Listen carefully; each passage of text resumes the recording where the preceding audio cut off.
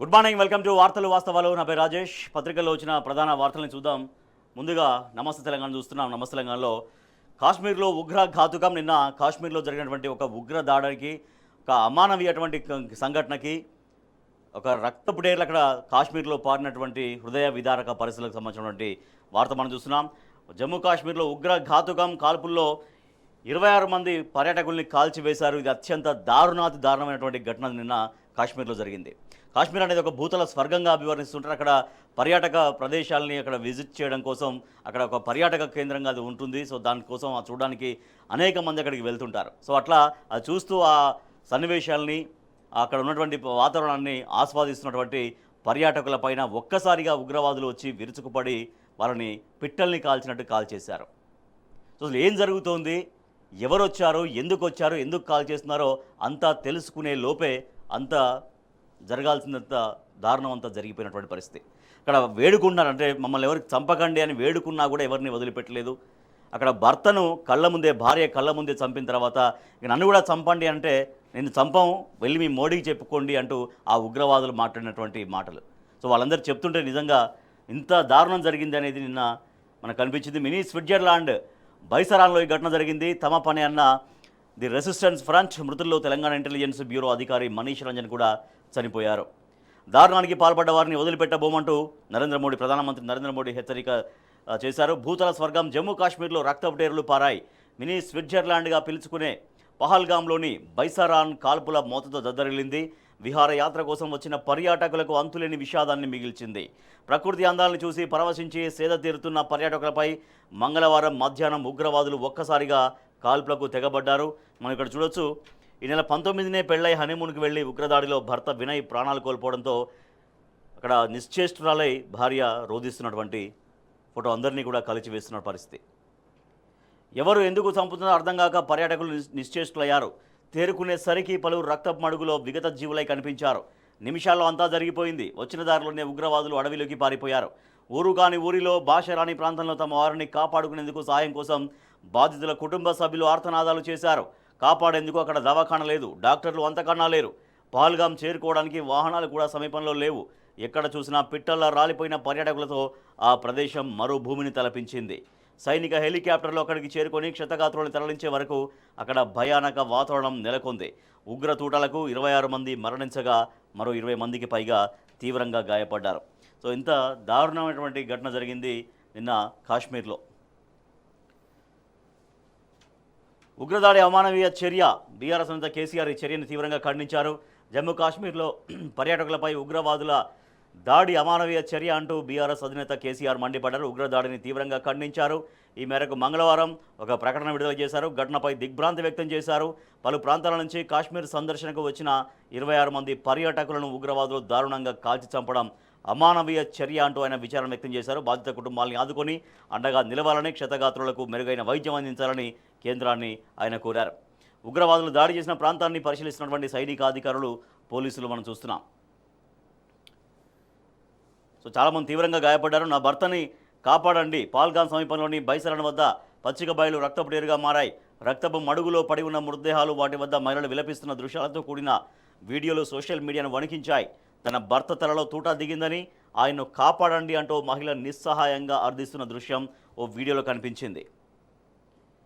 మోడీకి పోయి చెప్పు. పాల్గాం వద్ద ఉగ్రదాడిలో కర్ణాటకలోని శివమొగ్గకు చెందిన ఓ రియల్ ఎస్టేట్ వ్యాపారి మరణించారు. మంజునాథురావు తన భార్య, చిన్న కుమారుడితో కలిసి విహారయాత్ర నిమిత్తం బైసరాన్ ప్రదేశాన్ని చేరుకున్నారు. అక్కడ సేద తీరుతున్న మంజునాథ్ను ఉగ్రవాదులు తుపాకీతో కాల్చి చంపారు. ఈ దారుణ ఘటనకు ప్రత్యక్ష సాక్షి అయిన మంజునాథ్ భార్య పల్లవి ఆ భయానక అనుభవాన్ని మీడియాకు వివరించారు. నేను, నా భర్త, నా చిన్న కుమారుడు కాశ్మీర్కు వెళ్ళాం. మధ్యాహ్నం 1:30 ప్రాంతంలో ఈ ఘటన జరిగింది. మేము పాల్గాంలో ఉన్నాం. 3-4 సాయుధులు మా పైన దాడి చేశారు. నా భర్తపై కాల్పులు జరిపారు. ఆయన అక్కడక్కడే మరణించారు. నా భర్తను చంపేశారు. నన్ను కూడా చంపేయండి అని వారిని అర్థించాను. నేను చంపము, ఈ విషయాన్ని మోడీకి చెప్పు అని వారిలో ఓ వ్యక్తి అన్నట్టుగా ఆమె రోధిస్తూ చెప్పినటువంటి విషయం.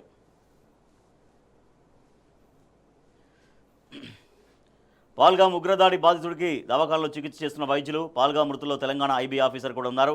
ఫ్యామిలీతో టూర్కు వెళ్లిన section officer Manish Ranjan ID card చూసి మరీ కిరాతకంగా కాల్చి చంపిన ముష్కరులు. Psychological terror game. టీఆర్ఎఫ్ ఉగ్రవాద సంస్థ రక్త చరిత్ర ఇది. ఆర్టికల్ 370 రద్దు తర్వాత ఇది ఆవిర్భవించింది. పాల్గాంలో పర్యాటకులపై ఉగ్రదాడులు తామే చేశామని ది రెసిస్టెన్స్ ఫ్రంట్ టీఆర్ఎఫ్ సంస్థ ప్రకటించుకుంది. 2019 ఆగస్టులో కాశ్మీర్కు ప్రత్యేక ప్రతిపత్తినిచ్చే ఆర్టికల్ 370ని రద్దు చేసిన అనంతరం అదే ఏడాది అక్టోబర్లో ఈ సంస్థ ఏర్పాటైంది. గతంలో కూడా దాడులు చేసింది ఈ సంస్థ. 2024 అక్టోబర్లో గండేర్బాల్ జిల్లాలో కుప్వారాలో 2020లో టీఆర్ఎఫ్ ఉగ్రవాదులు దాడులు చేశారు. ఈ దాడుల్లో పలువురు మృతి చెందారు. దాడి గురించి ముందస్తు సమాచారం ఉందా అనేటువంటి అనుమానాలు కూడా వస్తున్నాయి. పాల్గాం ఉగ్రదాడి గురించి మన నిఘా సంస్థలకు ముందే సమాచారం ఉందా, అయినా వారు ఉదాసీనంగా వ్యవహరించారంటే నిజమేనని సమాధానం వస్తుంది. దక్షిణ కాశ్మీర్ లక్ష్యంగా ఉగ్రదాడులు జరిగే అవకాశం ఉందని నిఘా వర్గాలకు సమాచారం ముందే అందింది. ముఖ్యంగా ప్రముఖ పర్యాటక కేంద్రాలపైన దాడులు చేయాలని, కాశ్మీరేతరులపై వారి మతాన్ని గుర్తించి దాడి చేయాలని ఉగ్రవాదులు భావిస్తున్నట్టుగా నిఘా వర్గాలకు సమాచారం అందినా కూడా జాగ్రత్తలు తీసుకోలేదనేది మనం చూస్తున్నాం. మినీ స్విట్జర్లాండ్గా బైసారాన్ని పిలుస్తుంటారు. అటువంటి స్విట్జర్లాండ్లో నిన్న మొత్తం రక్తపు టేర్లు పారినటువంటి పరిస్థితి. దేశంలో ప్రధాన ఉగ్రదాడులు ఇవి. ముంబై వరుస పేలుళ్ళు 1993లో బాధితులు 257 మంది అప్పుడు మృత్యువాత పడ్డారు. 1400 మందికి పైగా గాయాల పాలయ్యారు. భారత పార్లమెంటుపై ఉగ్రదాడి 2001లో జరిగింది. అక్షరధామ ఆలయంపై దాడి గుజరాత్ 2002లో జరిగింది. ఢిల్లీ సీరియల్ బాంబు దాడులు 2005లో జరిగాయి. ముంబై ట్రైన్ బాంబ్ బ్లాస్ట్ 2006లో జరిగింది. గోకుల్ చాట్ బ్లాస్ట్ హైదరాబాద్లో 2007లో జరిగింది. ఇట్లా గడిచిన 11 ఏళ్లలో వరుసగా బీజేపీ 2 సార్ల ప్రభుత్వంలో అధికారంలో ఉన్నటువంటి ఈ 11 సంవత్సరాలలో జరిగినటువంటి ఉగ్రదాడులు ఏంటో కూడా మనం చూడొచ్చు. ఉరి అటాక్స్ కాశ్మీర్లో 2016లో జరిగింది. అప్పుడు 19 మంది సైనికులకు అమరత్వం అయ్యారు. 30 మందికి పైగా గాయాల పాలయ్యారు. దాడి చేసింది ఏ సంస్థ అంటే జైషే మహమ్మద్.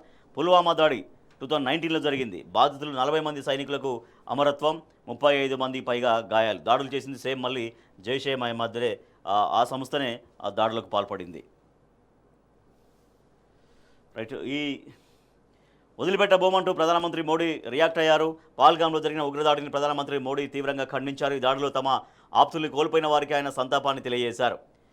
ఈ అమానవీయ చర్య క్షమించరానిది. ద్రౌపది ముర్ము రాష్ట్రపతి స్పందించారు. జమ్మూ కాశ్మీర్లోని పాల్గాంలో టూరిస్టులపైన ఉగ్రవాదులు దాడి చేసి చంపడం దిగ్భ్రాంతికరం, బాధాకరమైందంటూ రాష్ట్రపతి ద్రౌపది ముర్ము సంతాపం వ్యక్తం చేశారు. అమాయకపు పౌరుల్ని లక్ష్యంగా చేసుకుని ఈ దుర్మార్గపు అమానవీయ చర్య క్షమించరానిదని ఆమె అన్నారు. మృతుల కుటుంబాలకు ఆమె ప్రగాఢ సంతాపం తెలియజేశారు. గాయపడ్డ వారు త్వరగా కోలుకోవాలని రాష్ట్రపతి ద్రౌపది ముర్ము ఆకాంక్షించారు. సో ఇట్లా కళ్ళ ముందే ఆప్తుల్ని కోల్పోయి తీవ్రమైన రోదనలో ఉన్నారు. నిన్న చాలా ఆనందంగా, చాలా సంతోషంగా కొత్తగా పెళ్ళినటువంటి జంట కూడా దంపతులు కూడా వాళ్ళలో భర్తను చంపేశారు కళ్ళ ముందే. ఇట్లా సొంత కుటుంబ సభ్యుల్ని కళ్ళ ముందే కాల్ చేసి చాలా విచక్షణ రహితంగా అక్కడ కాల్ చేసినటువంటి హృదయ విదారక దృశ్యాలు నిన్న కాశ్మీర్లో చోటు చేసుకున్నాయి. సో ఈ ఘటనను మొత్తం యావత్ దేశం అంతా తీవ్రంగా ఖండిస్తూ ఉంది. సీఎం సిగ్గుంటే రాజీనామా చేయి, ఇది బీఆర్ఎస్ వర్కింగ్ ప్రెసిడెంట్ నిన్న కేటీఆర్ చేసినటువంటి కామెంట్. నిన్న లగచర్ల రైతులు బీఆర్ఎస్ పార్టీ రజతోత్సవ సభకు విరాళంగా ₹1,00,000 చెక్కును అందజేశారు బీఆర్ఎస్ వర్కింగ్ ప్రెసిడెంట్ కేటీఆర్కు. లగచర్ల రైతుల విషయంలో బీఆర్ఎస్ పార్టీ మొదటి నుంచి ఎట్లా అండగా ఉంది, BRS party working president KTR తమ సమస్యను జాతీయ స్థాయిలో ఎట్లా వినిపించారు. సో దాని ఫలితంగానే మొన్న ఎన్హెచ్ఆర్సీ నుంచి వచ్చినటువంటి ఆదేశాలు కూడా మనం చూస్తున్నాం. సో ఇక్కడ సిఎస్కే డీజీపీకి 6 వారాల్లోగా ఏం జరిగిందో సమగ్రంగా వివరణ ఇవ్వాలి అనేది మరోసారి స్పష్టం చేశారు. అక్కడ అర్ధరాత్రి అరాచకం జరిగింది లగచర్లలో. అక్కడ పోలీసులు చాలా ఇష్టారీతిగా వ్యవహరించారు, జైళ్లలో అమాయకులను నిర్బంధించారంటూ ఎన్హెచ్ఆర్సీ వ్యాఖ్యానించింది. సో దానికి కృతజ్ఞతగా లగచర్ల రైతులందరూ కూడా నిన్న బీఆర్ఎస్ వర్కింగ్ ప్రెసిడెంట్ కేటీఆర్ను కలిశారు. కలవడమే కాకుండా 27న జరగబోయేటువంటి భారీ బహిరంగ సభ కోసం వాళ్ళ తరపున అందరూ కలిసి ₹1,00,000 విరాళాన్ని కూడా పార్టీకి అందజేశారు. లగచర్ల రైతులకు క్షమాపణ చెప్పు, సర్కార్కు ఎన్హెచ్ఆర్సీ నివేదిక చెంపపెట్టు, రేవంత్ రెడ్డి ప్రైవేటు సైన్యంలో పోలీసులు వ్యవహరిస్తున్నారు, ఆ పోలీసులందరినీ డిస్మిస్ చేయాల్సిందే, కమిషన్ ఆదేశాలని అమలు చేయాలి, లేదంటే సుప్రీంకోర్టును ఆశ్రయిస్తాం బీఆర్ఎస్ వర్కింగ్ ప్రెసిడెంట్ కేటీఆర్. రజతోత్సవ సభకు లగచర్ల వాసులు విరాళం అందించారు.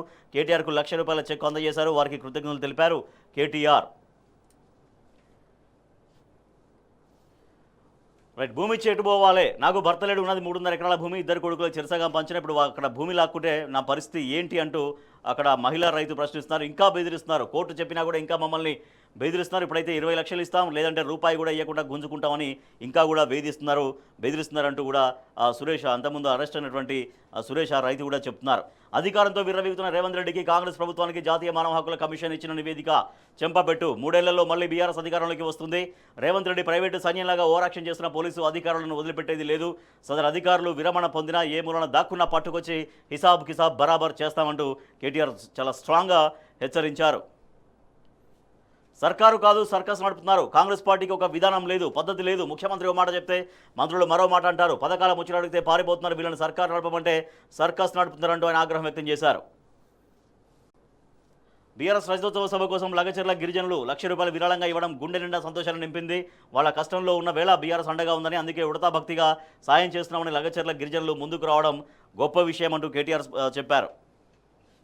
ఇక ప్రభుత్వాన్ని ప్రశ్నిస్తే అక్రమ కేసులు, విచారణ పేరిట అడ్డగోలుగా వేధింపులు, సీఎంఓ ప్రోద్బలంతోనే ఇబ్బందులు. బీఆర్ఎస్ నేత మన్నె కృషాంక్ ధ్వజమెత్తారు. ఇప్పటికీ 3 సార్లు పిలిచారు విచారణ కోసమని, కానీ ఏవి అసలు ప్రశ్నలు అడగట్లేరు. ఊరికే అక్కడ వేధించడం కోసం మాత్రమే పదే పదే విచారణ పేరిట ఇబ్బంది పెడుతున్నారు, పిలుస్తున్నారంటూ ఆయన స్పష్టం చేశారు. రజతోత్సవాన్ని భగ్నం చేసేందుకు కూడా కుట్రలు జరుగుతున్నాయంటూ కృషాంక్ పేర్కొన్నారు. హెలికాప్టర్లకు కోట్లు, ఫీజులకు తోట్లు, ఫీజు రీఎంబర్స్మెంట్ చెల్లించని సర్కార్, కరెంటు బిల్లులు కట్టలేని స్థితిలో కాలేజీలు, ఆత్మహత్యల బాటలు యాజమాన్యాలు ఉన్నాయి, అమ్మకానికి పలు విద్యా సంస్థలంటూ సర్కారు వైఖరిపైన బీఆర్ఎస్ నేత రాకేష్ రెడ్డి ఫైర్ అయ్యారు. ఫీజులు చెల్లిస్తారా, బంద్ పెడతారా? రాష్ట్రంలో ఇప్పటికే రైతు బంధు పథకాన్ని బంద్ పెట్టారని, ఫీజు రీఎంబర్స్మెంట్ పథకాన్ని కూడా బంద్ పెడతారా, కొనసాగిస్తారనే విషయంపై కాంగ్రెస్ ప్రభుత్వం స్పష్టం చేయాలంటూ ఆయన డిమాండ్ చేశారు.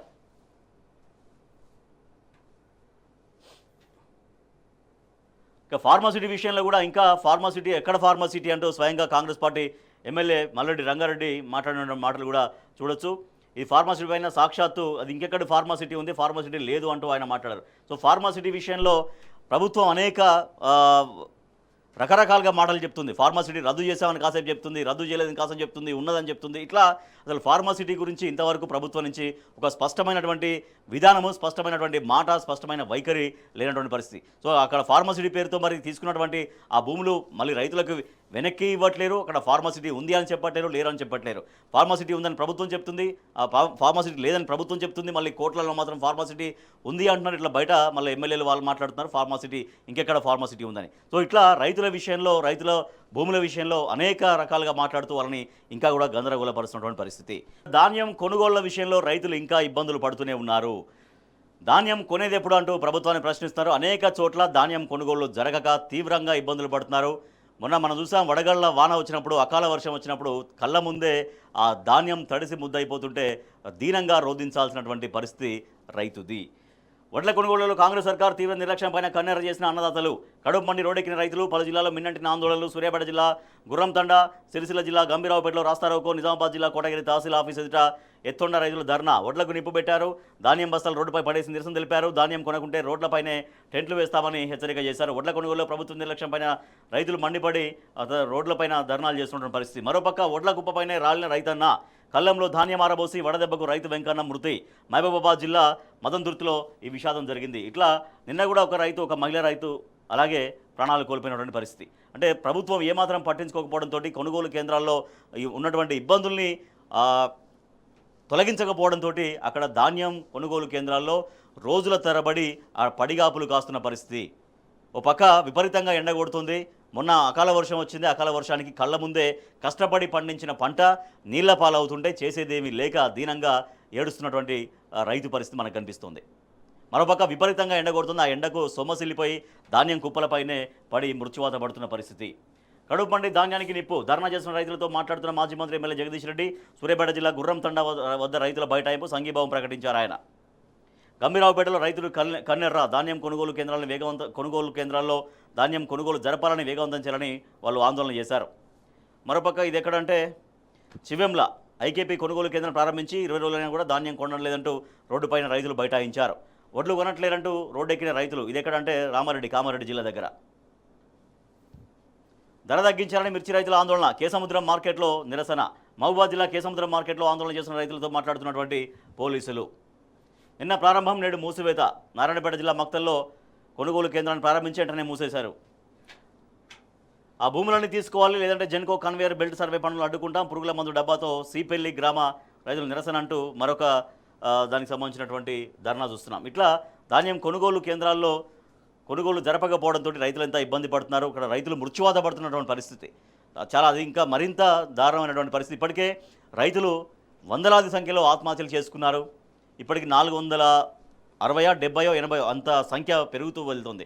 480 మంది రైతులు ఆత్మహత్య చేస్తున్నారు. ఇప్పటికీ కాంగ్రెస్ ప్రభుత్వం ఏర్పడి 500 రోజులు దాటింది. 500 రోజుల్లో 480 పైగా మంది రైతులు ఆత్మహత్య చేసుకున్నారు. ఇట్లా కొంతమంది రైతులేమో ఈ రకంగా వడదెబ్బకి అక్కడ ధాన్యం కొనుగోలు కేంద్రాల్లో వచ్చి ఆ వరి గుప్పల మీద పడుకొని అక్కడే ప్రాణాలు విడుస్తున్నటువంటి ఒక విషాదకరమైనటువంటి పరిస్థితులు ఉన్నాయి. రైట్, ఇక మరొక వార్త చూస్తే బీఆర్ఎస్ సభకు సంబంధించి రజతోత్సవ జాతర మేడరాన్ని తలపించేలా ఏర్పాట్లు, అందరి చూపు బీఆర్ఎస్ సభ వైపే జాతరకు వెళ్ళినట్లు ఎడ్ల బండ్లపైన ఎలకదుర్తికి బయలుదేరుతున్న ప్రజలు, చీమల దండుల పాదయాత్రలు, డజన్ మంది వైద్యులు, 10 చోట్ల ప్రాథమిక చికిత్సా కేంద్రాలు అక్కడ ఏర్పాటు చేసుకుంటున్నారు. 2,500 మంది వాలంటీర్లు ఉంటారు. ముమ్మరంగా సాగుతున్న ఏర్పాట్లు సమీక్షిస్తున్న పోచంపల్లి శ్రీనివాసరెడ్డి, పెద్ది సుదర్శన్ రెడ్డి. నేడు సభాస్థలికి కేటీఆర్. బీఆర్ఎస్ రజతోత్సవ సభకు యాత్రగా వెళ్తున్న ఎడ్ల బండ్లను ఆత్మకూరేస్ మండలం నెమికల్ దండు మైసమాలయం వద్ద ప్రారంభించి బండి నడుపుతున్న మాజీ మంత్రి సూర్యాపేట ఎమ్మెల్యే జగదీష్ రెడ్డి. సో ఇంకొక 4 రోజులు మాత్రమే సమయం మిగిలి ఉంది బీఆర్ఎస్ పార్టీ బహిరంగ సభ కోసం. సో ఇప్పటికే అన్ని చోట్ల నుంచి కూడా అద్భుతమైన స్పందన, అనూహ్యమైన స్పందన కనిపిస్తోంది. కార్యకర్తల్ని ఉత్సాహపరిచేందుకు నాయకత్వం కూడా అనేక కార్యక్రమాలు తీసుకుంటుంది. దాంట్లో భాగంగా రజతోత్సవ పాటల సీడీని నిన్న బీఆర్ఎస్ వర్కింగ్ ప్రెసిడెంట్ కేటీఆర్ ఆవిష్కరించారు. అలాగే బీఆర్ఎస్ రజతోత్సవ సభ నిర్వహణ కోసం నందినగర్లో కేటీఆర్కు 6 లక్షల చెక్కు అందజేశారు ఎమ్మెల్సీ షంబీపూర్ రాజు. నందినగర్లో తన నివాసంలో చెలో వరంగల్ వాల్ పోస్టర్ని ఆవిష్కరించారు బీఆర్ఎస్ వర్కింగ్ ప్రెసిడెంట్ కేటీఆర్. చిత్రంలో ఎమ్మెల్సీ షంబీపూర్ రాజు, ఎమ్మెల్యేలు వివేకానంద, మాధవరం కృష్ణారావు, నాయకులు శ్రీనివాస్ గౌడ్, పువ్వాడ అజయ్, రసమై బాలకిషన్, గాదర్ కిషోర్ ఉన్నారు. తెలంగాణ జాతిపిత కేసీఆర్గా అభివర్ణించారు మాజీ ఉప ముఖ్యమంత్రి మహమూద్ అలీ. బీఆర్ఎస్ అధికారంలోకి రావడం ఖాయమంటూ సన్నాహక సమావేశంలో గంప గోవర్ధన్ మాజీ ఎమ్మెల్యే వెల్లడించారు. సభా వేదిక సమీపంలో ఏర్పాటు చేసిన సెల్ఫీ బూత్ విశేషంగా ఆకట్టుకుంటుంది. పార్టీ నాయకులు, కార్యకర్తల అభిమానులు అధినేత కేసీఆర్, వర్కింగ్ ప్రెసిడెంట్ కేటీఆర్తో కలిసి ఫోటోలు దిగినట్టు భావన కలిగేలా దీన్ని ఏర్పాటు చేశారు. బీఆర్ఎస్ 25 హన్మకొండ జిల్లా ఎలకదుర్తిలో రజతోత్సవ సభ వద్ద ఏర్పాటు చేసిన కేసీఆర్, కేటీఆర్ల కటౌట్లు. ఎలకదుర్తిలో రజతోత్సవ జాతర నేడు సభాస్థలి పరిశీలనకు బీఆర్ఎస్ వర్కింగ్ ప్రెసిడెంట్ కేటీఆర్ వెళ్లబోతున్నారు. మేడలను తలపించే విధంగా ఏర్పాట్లు జరుగుతున్నాయి. కేసీఆర్ పాలన రాష్ట్రానికి శ్రీరామ రక్ష, మాజీ మంత్రి సనత్ నగర్ ఎమ్మెల్యే శ్రీనివాస్ యాదవ్ స్పష్టం చేశారు. సో ఎడ్ల బండ్ల జాతర మనకు కనిపిస్తోంది. బండెనక బండి కట్టి సభకు తరలి వస్తున్నటువంటి సూర్యాపేట ప్రజలు 5 కిలోమీటర్లు ఎడ్ల బండి నడిపిన జగదీష్ రెడ్డి. మరోపక్క బీఆర్ఎస్ పోస్టర్లు చించివేస్తున్నారు. ఇక్కడ కాంగ్రెస్ ప్రభుత్వం వాళ్ళు, కాంగ్రెస్ నాయకులు అక్కడ పోస్టర్లు చించివేస్తూ ఆ సభకు సంబంధించినటువంటి పోస్టర్లు చించివేయడం కావచ్చు, వాల్ పోస్టర్లు చెరిపేయడం కావచ్చు చేస్తున్నారు. కానీ అవన్నీ కూడా, అటువంటి కుట్రలన్నీ కూడా ఛేదించుకుంటూ బీఆర్ఎస్ రజతోత్సవం చాలా వైభవంగా జరిపేందుకు బీఆర్ఎస్ సమాయత్తమవుతుంది. ఇంకొక 4 రోజులు మాత్రమే సమయం మిగిలి ఉంది. అన్ని దారులన్నీ కూడా హన్మకొండ జిల్లా ఎల్కతుర్తి వైపే మొత్తం దారులన్నీ కూడా వెళ్తున్నటువంటి పరిస్థితి మనం చూసాం. ఎడ్ల బండ్ల ర్యాలీలతో ఇప్పటికే ప్రజలు సుదూర ప్రాంతాల నుంచి తరలి వెళ్తున్నటువంటి పరిస్థితి. సో కనీ విని ఎరగని రీతిలో చాలా విజయవంతం చేస్తామని బీఆర్ఎస్ పార్టీ స్పష్టం చేస్తోంది. ఎందుకంటే తెలంగాణ రాష్ట్ర సమితిగా ఉన్నప్పటి నుంచి కూడా లక్షలాది మందితో బహిరంగ సభలు నిర్వహించినటువంటి చరిత్ర పార్టీకి ఉంది. కాబట్టి అదే కోవలో ఇంకా మరింతగా తమ రికార్డులు తామే అధిగమించే విధంగా లక్షలాది మందితో ఈ సభ నిర్వహించి విజయవంతం చేస్తామని చెప్తున్నారు బీఆర్ఎస్ పార్టీ నాయకులు. రైట్, ఇక మిగతా వార్తలు చూస్తే సమ్మర్ సెలవుల రద్దుపై టీచర్ల గుర్రు. వారం శిక్షణకు హడావిడి ఎందుకు భయానికి గురి చేస్తున్నారు ప్రశ్నిస్తున్నటువంటి ప్రభుత్వ ఉపాధ్యాయ వర్గాలు. వేసవి సెలవుల రద్దుపై ప్రభుత్వ పాఠశాల ఉపాధ్యాయ వర్గాలు గుర్రుగా ఉన్నాయి. పాఠశాల విద్యాశాఖ వైఖరిపైన తీవ్ర అసంతృప్తిని వ్యక్తం చేస్తున్నాయి. ఉన్నపళంగా సెలవులు రద్దు చేయడంపై మండిపడుతున్నారు. శిక్షణ పేరుతో సెలవుల్ని రద్దు చేయడం దేనికని ప్రశ్నిస్తున్నారు. వేసవిలో ఉపాధ్యాయులకు శిక్షణ ఇవ్వాలని పాఠశాల విద్యాశాఖ తాజాగా నిర్ణయించింది. మే నెలలో ఈ శిక్షణ శిబిరాలు నిర్వహించనున్నట్టు ప్రకటించింది. ఈ శిక్షణ నేపథ్యంలో అనుమతి లేనిదే ఉపాధ్యాయులు సెలవులు తీసుకోవద్దని, హెడ్ క్వార్టర్స్ విడిచి వెళ్లొద్దని వివిధ జిల్లాల డీఈఓలు ఇప్పటికే ఆదేశాలు ఇచ్చారు. వీటి పట్ల ఉపాధ్యాయులు తీవ్రంగా అభ్యంతరాలు వ్యక్తం చేస్తున్నారు. వేసవిలో సెలవులు ఇవ్వకపోతే ఎలా అంటూ ఉపాధ్యాయ సంఘం నేతలకు కొందరు టీచర్లు ఫోన్ చేసి నిలదీశారు. మీరు పోరాటాలు మరోబట్టే టీచర్లకు విలువ లేకుండా పోతుందని ఫైర్ అయ్యారు. టీచర్లకు డిఏలు ఇవ్వరు, పీఆర్సీ ఊసేలేదు, హెల్త్ కార్డులు రావు, పెండింగ్ బిల్లులు ఇవ్వరు, ఓల్డ్ పెన్షన్ రాదు, టీచర్ల జీవితాలు శిక్షణలు సర్వేలు డ్యూటీలకేనా అంటూ మరో టీచర్ ఆవేదన వ్యక్తం చేస్తున్నటువంటి పరిస్థితి. కర్రెగుట్టల్లో కూంబింగ్, భారీగా పోలీసుల మోహరింపు, హిడ్మా టార్గెట్గా బలగాల జల్లెడ, హైటెన్షన్లో ఏజెన్సీ గ్రామాల ప్రజలు, బచావో కర్రెగుట్టల పేరుతో ఆపరేషన్, కూంబింగ్ భద్రతా బలగాల ఫైల్ ఫోటో మనం చూస్తున్నాం. రైట్గా మిగతా పత్రికల్లో వచ్చినటువంటి వార్తలు చూస్తే సో అన్నింటిలో కూడా ఇదే ఉగ్రదాడులకు సంబంధించినటువంటి వార్త ప్రధానంగా చూస్తున్నాం. నెత్తిరోడిన కాశ్మీర్, పర్యాటకులపైన ఉగ్రదాడి, కాల్పులకు 26 మంది బలి, 20 మందికి పైగా గాయాలు, మృతుల్లో 2 విదేశీయులు అంటూ రక్తసిక్తమైనటువంటి మినీ స్విట్జర్లాండ్ అను చాలా విషాదకరమైన వార్త మనకు కనపడుతుంది. ఇక మరోపక్క దెబ్బతిన్నా తిరిగి లేస్తాం, బీఆర్ఎస్ సహా ప్రాంతీయ పార్టీలు మరింత బలంగా ఎదుగుతాయి, మాకు ఎదురైంది తాత్కాలిక ఎదురు దెబ్బ మాత్రమే తిరిగి ప్రజాదరణ పొందుతాం. కేసీఆర్ తిరిగి సీఎం కావాలని ప్రజలు కోరుకుంటున్నారు. తెలంగాణలో బీజేపీ, టీడీపీ, పవన్ కళ్యాణ్ కలిసి వచ్చినా కూడా బీఆర్ఎస్దే గెలుపుంటుంది. సాక్షి ఇంటర్వ్యూలో బీఆర్ఎస్ వర్కింగ్ ప్రెసిడెంట్ కేటీఆర్ రాబోయే రోజుల్లో కేంద్రంలో సొంతంగా ఏ జాతీయ పార్టీ కూడా అధికారంలోకి రాదు. కేంద్రంలో బీజేపీ గ్రాఫ్ క్రమంగా తగ్గుతోంది. కులాలు మతాల ప్రాతిపదికగా పుట్టే పార్టీలు ఎక్కువ కాలం మనుగడ సాగించలేవు అంటూ ఆయన స్పష్టం చేశారు. Telangana today 26 dead as terror strikes Jammu Kashmir అంటూ టెర్రరిస్టుల దాడికి సంబంధించినటువంటి వార్త ప్రధానంగా మనం చూస్తున్నాం. Apologise to Lagacharla tribals KTR demand to CM Revanth Reddy వాళ్ళందరికీ క్షమాపణ చెప్పాలంటూ కేటీఆర్ డిమాండ్ చేస్తున్నారు. సో ఇవి పత్రికల్లో వచ్చినటువంటి ప్రధాన వార్తలు. వీటికి సంబంధించి వార్తలు వాస్తవాలు చర్చ ప్రారంభిద్దాం.